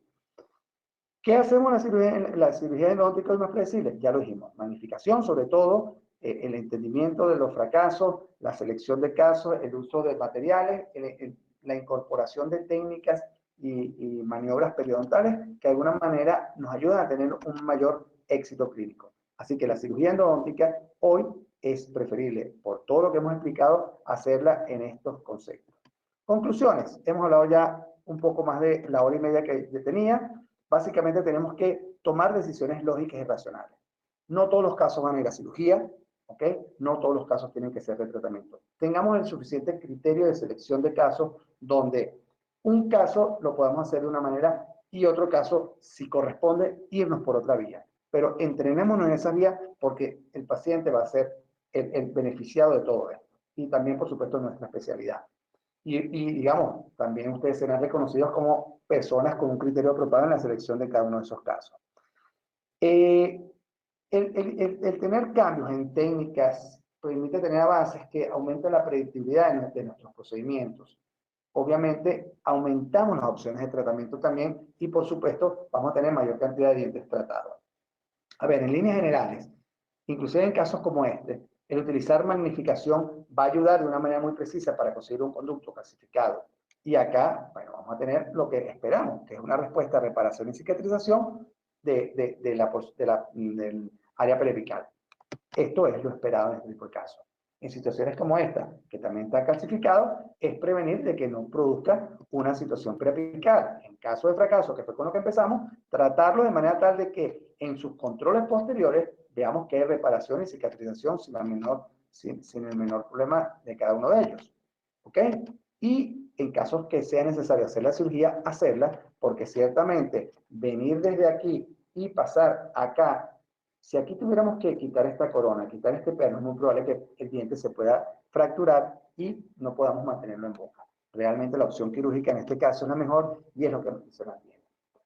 Nadie está en contra de los implantes. Yo a veces veo, digamos, polémicas armadas en internet y entre colegas, que si el implante es malo, que si el implante es nuestro enemigo. No, el implante no es el enemigo. El enemigo es la falta de criterio en la selección de casos. Realmente, si analizamos, por ejemplo, esta situación, el implante no es una mala opción, pero aquí, si vemos donde debería estar el perfil de emergencia de esta corona y el de esta corona, probablemente este implante aquí, aunque esté muy bien colocado, probablemente nunca va a poder ser restaurado. A ver, ¿esto es un implante bien colocado? No, realmente no, más bien parece unos tornillitos estos que se colocan en el padlur, en las paredes estas de cielo, ¿cómo se llama? De yeso, o de techo de yeso. Pero esto tampoco es una buena endodoncia. Entonces, están fallando ambos casos. Ambos casos tienen su problema. Situaciones como esta nos la habían mandado para decir, por favor, mira, para que salve este diente. Señores, seamos honestos. A ver, un diente que ya tiene esta corona, un perno de esta naturaleza, una punta de plata, una perforación con lesiones furcas, con una lesión apical, con cercanía del seno, con sondaje a este nivel, es preferible sacar el diente y va a funcionar mucho mejor un implante. Entonces, ahora, situaciones como esta, este colega casualmente hoy hablé con él, decirle que esto va a ser muy bien a intentar porque, oye, yo te he visto aquí que me han hablado que el MTA funciona muy bien. No vale, aquí esto es mejor sacar el diente y hacer un implante y va a funcionar mucho mejor el paciente. Pero entender también que el implante sí parece ser la última opción y que también si no están bien seleccionados en el criterio de colocación, también se pueden caer, se pueden perder. No es un tratamiento definitivo. Entonces, ¿dónde está el punto donde tenemos nosotros que decidir un tratamiento? A ver, ¿vamos a hacer endodoncia en todos los dientes? No, eso realmente no corresponde. ¿Hacemos coronas en todos también? Tampoco, no. O sea, o hacemos cirugía en todo, como este caso. Eso no corresponde. O sea, cada situación clínica debe ser evaluada de manera independiente, individual y tomar las medidas que correspondan de acuerdo a cada situación clínica. Por eso le decía que mis deseos al principio, cuando se lo decía, uno de ellos era tener el suficiente criterio para hacer las cosas de manera correcta y de eso se trata. Esto es una imagen que el doctor Jorge Vera me dio hace un tiempo atrás, no sé si está por ahí conectado, si estás por ahí, Jorge, te mando un gran abrazo. Vemos, como él dice, o sea, este es el homenaje al fracaso de la odontología, porque realmente aquí no hay prevención de absolutamente nada. Realmente esto habla probablemente de que el señor probablemente tenga un Ferrari afuera de su casa, pero no más, porque esto aquí es terrible. Y esto es algo que me llegó hace poco de un amigo, estos son implantes cortos de Bicon, pero también es un poco más de lo mismo. No hablemos de si están bien colocados, mal colocados, no, a mí por lo menos no me corresponde hacer ese análisis, pero más allá de eso, y que ciertamente aquí se le está dando calidad de vida al paciente, este tipo de tratamiento no deberíamos llegar ahí y deberíamos de saber trabajar antes de que esa situación llegue al paciente a perder todos los dientes. Muchísimas gracias. Si hay alguna pregunta, estoy a su completa orden. Aquí les dejo mi correo electrónico, mi dirección de tanto de Twitter como de Instagram y mi teléfono celular para si alguien pues quiere en algún momento contactarme sin ningún problema. Estoy a la completa orden de cada uno de ustedes. Muchísimas gracias por el tiempo y a sus órdenes si hay alguna pregunta.